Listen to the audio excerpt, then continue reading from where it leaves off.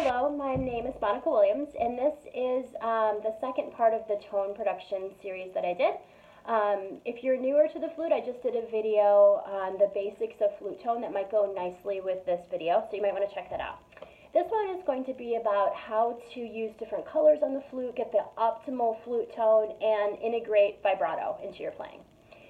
So here's a crazy statistic that I heard from somebody, and I haven't checked this out completely, but the rumor was that professional flutists changed flutes about every 3 years.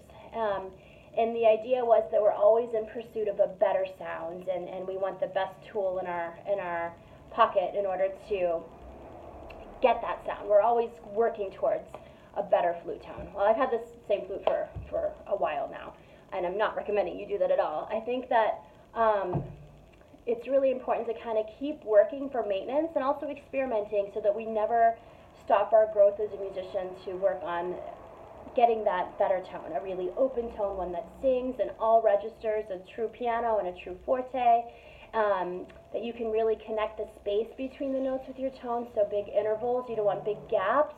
And that all takes practice, and I do believe in kind of daily warm-ups, so we're going to talk about that in this video series. In the pursuit of this great tone, I want to first talk about the oral cavity, how our shape of our mouth kind of works with us for flute tone. And there's many different vowels you can do. The one I find the most consistent for a lot of flute tone is just an ah. So just like that, if you just say the word ah, my jaw drops naturally.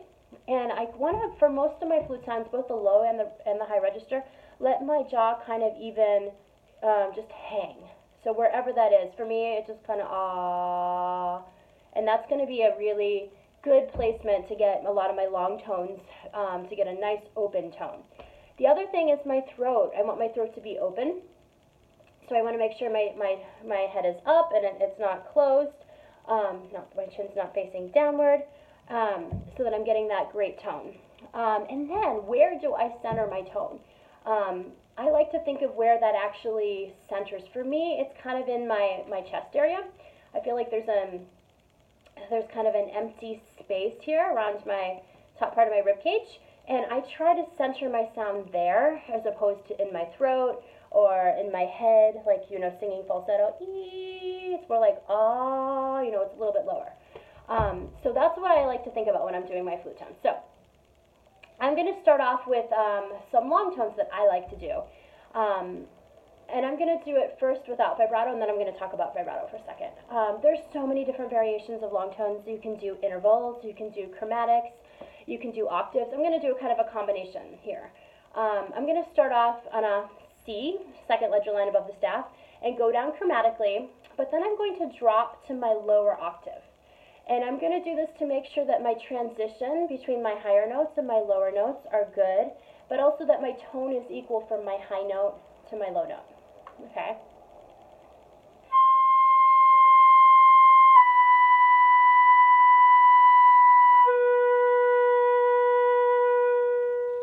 Then I would go to a B to a B flat.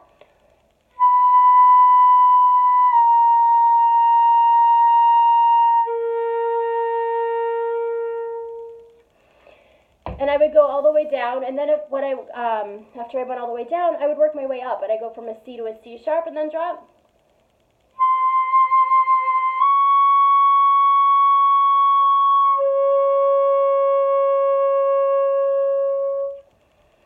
And as I'm doing this, I'm checking in with my entire body. I'm checking in to see, how does my jaw feel? Is there any more relaxation I can do with all these facial muscles? What does that sound like? I'm constantly checking in. How are my shoulders? Are my shoulders relaxed and falling down? Is my sound sounding like it's centered in my chest area? How's my breathing? Am I breathing from my diaphragm and letting out a nice, soft, kind of escaping, supported air column? I'm checking through, like, from head to toe on my body, because then those small little tweaks are what we're looking for. That's going to get you to that next place in your flute sound.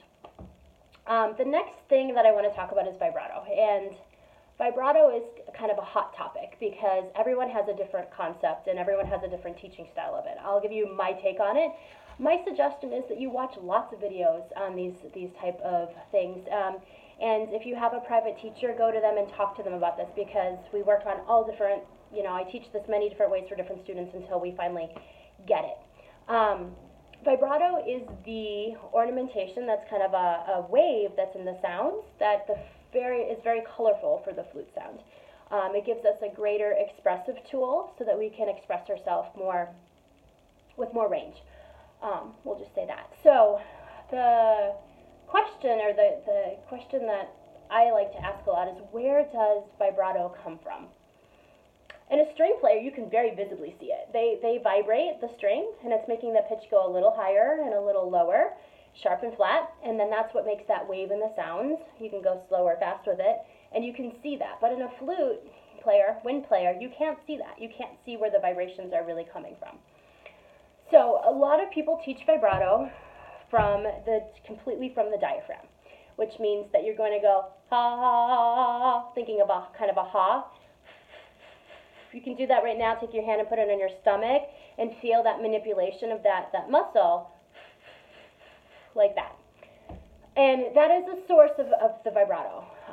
However, our diaphragm just cannot move that fast. So if we have to do a faster vibrato, we're just out of luck, or it's very uncontrolled. So I believe that vibrato is healthy if it comes from multiple places. And kind of the faster the vibrato, the more it comes up in the body. So I feel it kind of spinning in that chest region where I'm always centering my sounds.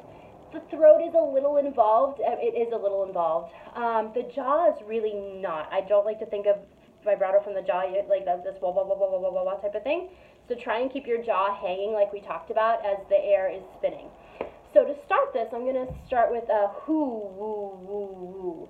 We're going to blow consistently from our diaphragm and think like this. So before you even blow into the flute, if you're new to vibrato, you might want to take your palm of your hands and blow so that you can feel that pulsations. It should never stop, but just be a gentle interruption of air. So it goes like this. I don't know if you could hear that, but I was doing kind of a faster quarter note vibrato. Hoo, woo, woo, woo, woo, woo, woo. And that'll sound like this on the flute. I'm going to start with an A.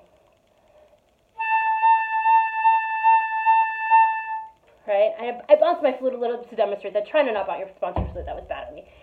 Again, it's coming almost from my stomach, and I'm feeling it a little bit towards my chest. Okay? Once you get that, you want to practice various cycles or various speeds of the vibrato.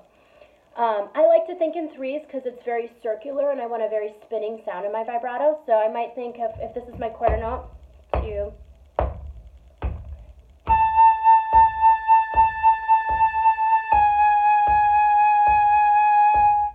to control it. In reality, in a piece of music, you're going to let your vibrato flow and spin, but when you're doing a daily warm-up, like with long tones, which hopefully I do every day, let's put it that way. I do every day, and I continue to do every day. You want to control it so that you have control, so that you can go slow or fast when you get to a piece of music and you want to play your vibrato differently. And again, you can do those with the exercise I did earlier, which is just the chromatic that goes down. You can do that with different intervals, but some form of a long tone as you do it. Okay, so now let's troubleshoot with vibrato. If you're already doing vibrato and you're not happy with it, there's some things that are a little bit more common. If your vibrato feels like it's not integrating in your tone and it's kind of harsh, or it's kind of like it's kind of buzzy or fast, a lot of times it's too far up in your body, almost towards your neck. Here's an illustration of that. And I can actually feel that if you do a note like this and you're skilled enough to hold your flute with one hand. I can almost feel it kind of like shaking. It's my vocal folds kind of going, they're getting really, really, really, really tight. And my throat is tight, and it's manipulating there. So if that's happening, really slow down your vibrato. Really think about bringing it almost to the diaphragm for a moment in time before it comes up, because it's too high up in your body. Okay? If you can't get your vibrato to go fast, the opposite may be happening. You may be trying to do all of your vibrato from your diaphragm and not. And notice that it's a little choppy when I'm doing that. So then I might need to bring my vibrato a little bit farther up. An illustration that that Galway does, and I think you can Google this as well, is he does a laughing exercise where he talks about if you're a slow vibrato, you would kind of laugh like a Santa Claus does, ho ho ho ho ho ho ho. And if you're doing a faster laugh, it would come. I'm really bad at laughing, but it would come farther up in your body, hee hee hee hee hee, like that. So it comes farther up. So you want to use your vibrato kind of like gauging where it falls in the body, depending on how fast or slow it is. So that's one thing to do is if it's too slow or too fast or not controlled at all. Another thing that I've come into contact with is that when the vibrato is just not sounding at all, when you're trying to do it and it's not sounding at all, double check how much air you're actually using. If I'm using a great amount of volume, more volume of air than I need to create that tone, sometimes I end up not allowing their space to be a back pressure for that vibration to come kind of in and out. Let's see if I can do an example of this. On an A, you can hear it a little bit. It's really sharp too. I'm blowing it very across the flute, but it's just so much air that I'm not even able to like bring that back pressure back enough to hear that vibrato. So if that happens, double check how much air you're using. You're going to use less air and create a better tone. Okay. Here's another way to double check your vibrato is that you can do a long tone exercise with no vibrato first, and then repeat the same notes putting in vibrato. What you're checking for here is that your tone is not any different when you're applying the vibrato as when you have it as a straight tone. Example.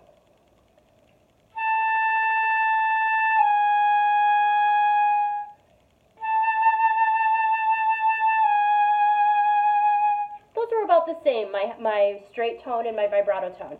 If I heard something like this,